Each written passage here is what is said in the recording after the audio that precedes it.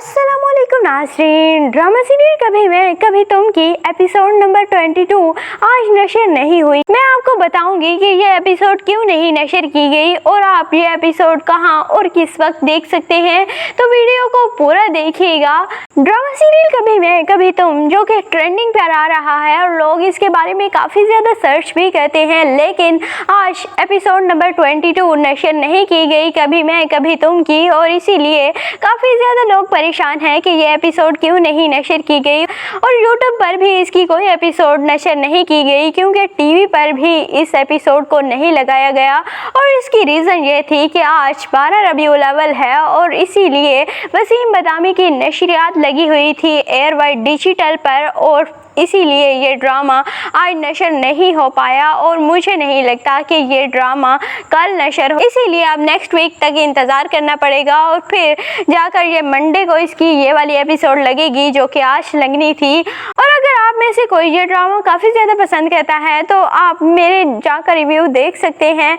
इस ड्रामे के हवाले से। वैसे इस ड्रामे की एंडिंग वहाँ पर की गई थी जहाँ पर शर्जीना काफ़ी डर जाती है, दरवाजे पर कोई आता है और जब शर्जीना दरवाज़ा खोलेगी तो वो एक आंटी सी होंगी और वो औरत जो मोहल्ले की हर औरत के साथ लड़ती है कूड़े की वजह से, वो शर्जीना को भी आकर काफ़ी सारी बातें सुनाएगी और कहेगी कि तुमने आइंदा यहाँ पर कूड़ा नहीं फेंकना, और उसे और उसके शोहर मुस्तफ़ा को काफ़ी सारी बातें सुनाने के बाद वो वहाँ से चली जाएगी। तो शर्जीना काफ़ी परेशान होती है और वहीं पर ही मुस्तफ़ा आ जाएगा और मुस्तफ़ा शर्जीना से पूछता है कि क्या हुआ है, तो शर्जीना बताएगी कि मोहल्ले की एक औरत आई थी और वो बातें सुना रही थी। तो मुस्तफ़ा को काफ़ी बुरा तो लगता है लेकिन वो खामोश हो जाता है। और नेक्स्ट डे फिर मुस्तफ़ा जब सौदे लेने के लिए जाएगा तो शर्जीना उसे कहती है कि आज मैं भी तुम्हारे साथ जाऊंगी, मुझे अकेले यहाँ पर डर लगता है। और इसीलिए मुस्तफ़ा और शर्जीना जब सामान लेकर वापस आ रहे होते हैं तो वही आंटी दोबारा से गली में ही खड़ी होती हैं और वो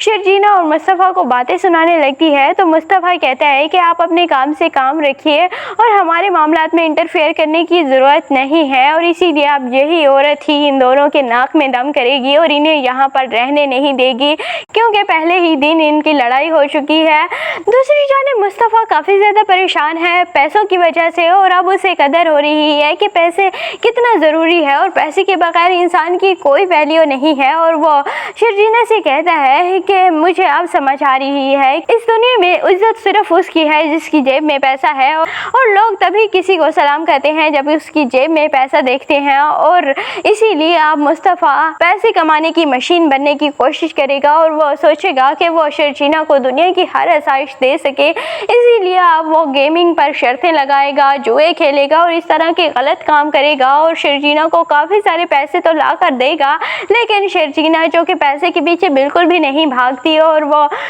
मुस्तफ़ा से पूछेगी कि ये पैसे तुम कहाँ से लाए हो, तो मुस्तफ़ा झूठ बोल देगा कि ये मेरे किसी दोस्त ने दिए हैं या जोसेफ ने दिए हैं। तो शर्जीना यकीन कर ही लेती है, लेकिन फिर मुस्तफ़ा का दोस्त जो कि मुस्तफ़ा की काफ़ी सारी मदद कर रहा है वो शर्जीना को बताएगा कि मुस्तफ़ा गलत चीज़ों में पड़ गया है और वो जुआ खेलता है और गेमों पर भी काफ़ी सारी शर्तें उल्टी सीधी लगाता है। तो शर्जीना ये सुनने के बाद काफ़ी ज़्यादा सदमे में चली जाती है और वो मुस्तफ़ा को काफ़ी सारे समझाएगी कि मुझे इन पैसों की ज़रूरत ही नहीं है और मैं सिर्फ हक हलाल की सूखी रोटी खाकर भी खुश रहती हूँ, और मैंने तुम्हें कभी कहा है कि मुझे ये चाहिए या वो चाहिए, तुम ऐसी हरकतें क्यों कर रहे हो। तो मुस्तफ़ा कहता है कि मुझे अब पता चला है और मैं चाहता हूँ कि मैं तुम्हें दुनिया की हर नेमत हर आसाइश दे सकूँ, इसीलिए ये मैं सारे काम कर रहा हूँ। तो शर्जीना कहती है कि मुझे तो ज़रूरत ही नहीं इन सारी चीज़ों की और मैं तो सिर्फ तुम्हारे साथ में ही काफ़ी खुश हूँ, लेकिन मुस्तफ़ा कहता है कि मुझे ऐसे खुशी नहीं मिलेगी। और फिर इसी वजह से शर्जीना नाराज़ होकर मुस्तफ़ा से अपने घर वापस चली जाएगी और उसका बाप भी उसे कहेगा कि तुमने बहुत अच्छा किया कि तुम मुस्तफ़ा से अलग हो गई, क्योंकि अभी भी शर्जीना के वालिदैन को अपने फ़ैसले पर काफ़ी रिग्रेट हो रहा है कि अगर उसके बड़े बेटे बेटे ने उसे रिजेक्ट किया था, तो उसके छोटे बेटे से उन्हें नहीं ब्याहना चाहिए था अपनी बेटी को, और उन्होंने बहुत ही गलत काम किया अपनी बेटी को मुस्तफ़ा के हवाले करके। और फिर शर्जीना कहती है अपनी छोटी बहन से कि ये वो मुस्तफ़ा ही नहीं जिससे मैंने मोहब्बत की थी, और इसीलिए फिर शर्जीना मुस्तफ़ा से अलग होने का फैसला करती है और खुला के कागजात पर साइन भी कर देगी, लेकिन इनकी डाइवोर्स नहीं होगी और ये एंड पर सस्पेंस रखा जाएगा कि डाइवोर्स होती है या नहीं, और फिर मुस्तफ़ा वापस आ जाएगा शर्जीना के पास और इस तरह इन दोनों की हैप्पी एंडिंग की जाएगी। दूसरी जानब अब शर्जीना की माँ काफ़ी ज़्यादा परेशान है कि उसकी बेटी किसी मुश्किल में है, इसीलिए वो शर्जीना को तो कॉल करती रहेंगी, लेकिन शर्जीना अपनी कॉल नहीं उठाएगी, तो इसीलिए उन्हें मजबूरन